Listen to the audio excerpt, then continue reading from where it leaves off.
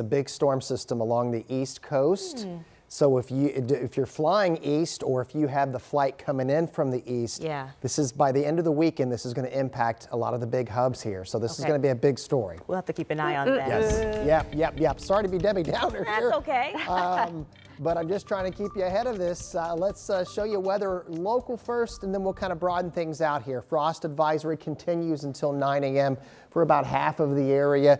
37 Richmond, 36, which is roughly the temperature, and below that where we get the frost to develop here.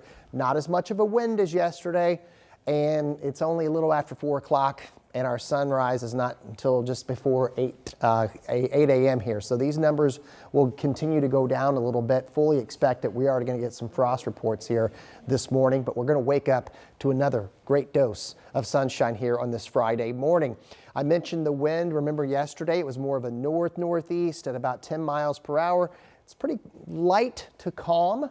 48 in the city at this hour. That number should go down to almost 40 degrees. There's that sunrise time at 7:51, and we will have plenty of it here. Jacket weather, no doubt this morning. Here's the after school forecast. Clouds will be on the increase before they completely thicken up.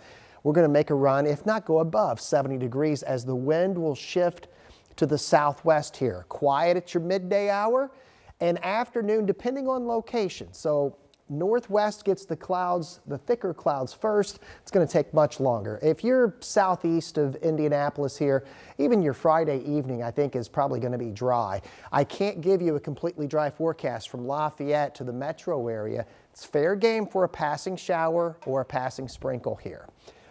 Clouds probably going to have a little more bark than bite, but you can see some of the green on the map, so we're going to put in that 20% chance, and we're going to leave it there.